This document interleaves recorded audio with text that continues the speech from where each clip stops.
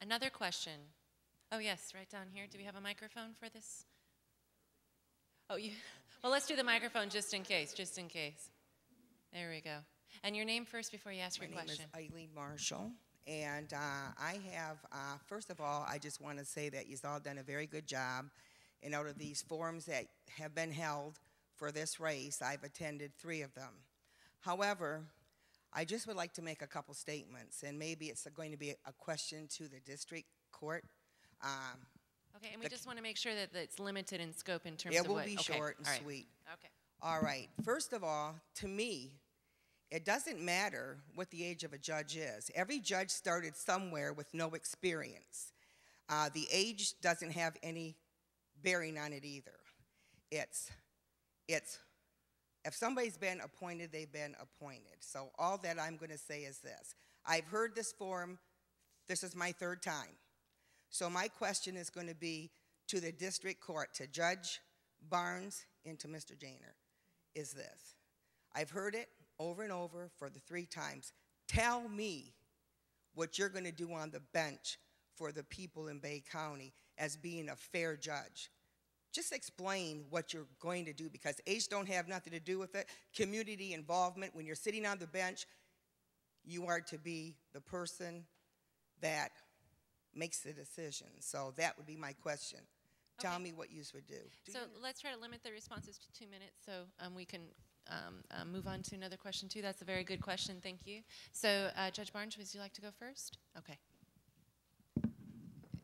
What I will do, Eileen, is what I've done from the moment that I took the bench. And I've mentioned it, and I can clarify it a little bit more. But I think that if you ask, and this is a small community, and if you ask around, you're going to find somebody who's been in front of me already. And maybe it's you, maybe it's somebody who's here, maybe it's someone that you're related to, maybe it's someone you go to church with or you go to school with, it's your child, it's your child's friend. Ask them. And what they'll tell you is that when you're in my courtroom, you will be heard. You will be treated with dignity and respect.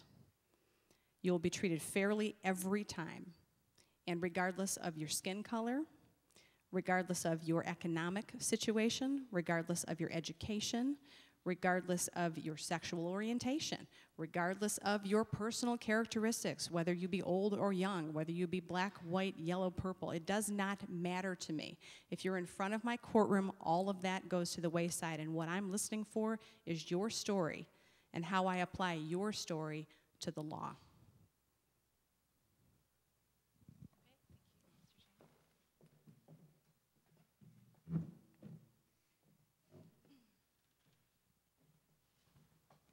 Eileen, I don't agree with you. And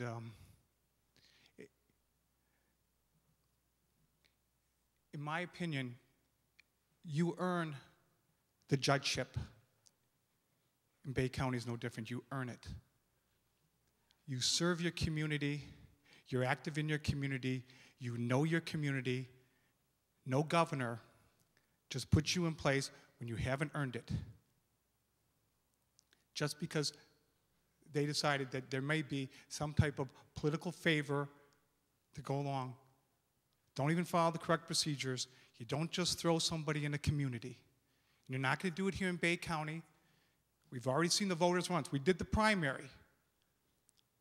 I won the primary. I'm going to win the general election because I've earned the judgeship.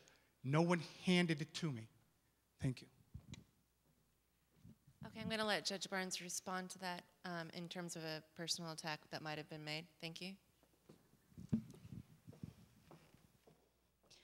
Mr. Janer and I sat together outside the Lansing building where the Michigan Bar Association has their Judicial Tenure Commission meeting.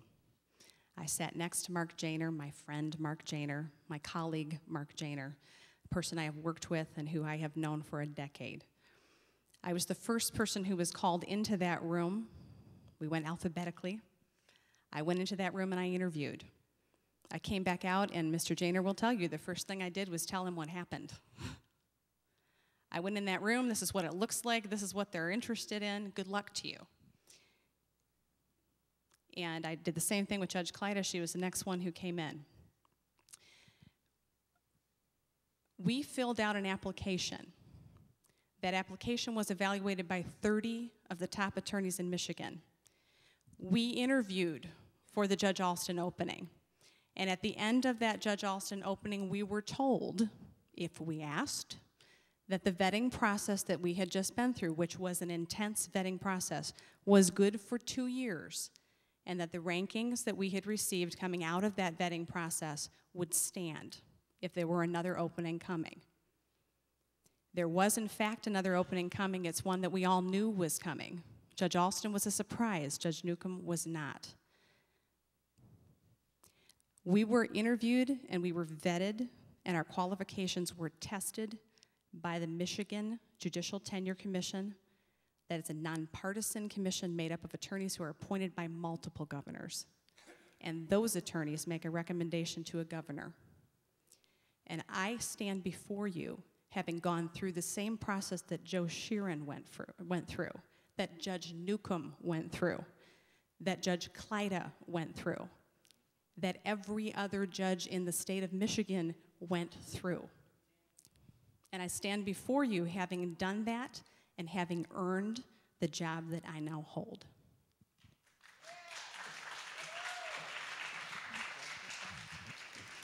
Okay, you can follow up, and then we'll end this and go on to the next question. Okay.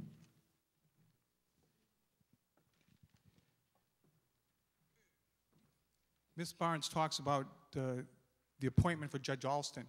The procedures were followed correctly, or that were outlined, where you fill out your application, they screen, they limit the interviews to a number of, I was one, she was one. That was for Judge Alston's position, okay? And then Judge Kleida, or Dawn Kleida, was appointed that position, and all the procedures were followed. In Judge Newcomb's, that procedure was not followed. In fact, it was days before the deadline. She got thrown in by the governor. The paper has been very good at being accurate. Most of you probably have read the way they've laid out the facts and stuff like that. Those procedures weren't followed. There are other attorneys in our community that have worked hard in our community that never had the opportunity to apply for Judge Newcomb's position. You can ask Neil Wackerly. He was quoting the paper. Did you know that was going for both appointments, or that would be there for 2 years? He said, no way, that was never mentioned. You mean we had to ask the question? That's ridiculous. That's not it. The process was not followed.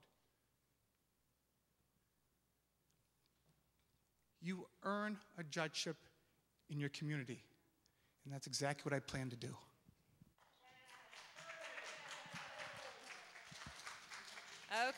Okay, now that we've got the political stuff out of the way, all right, let's have another question on another subject, shall we? Okay, so this young man over here raising his hand.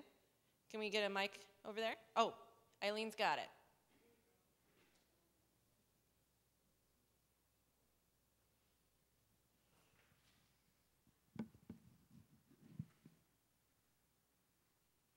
And please state your name before you ask your question. Thank you.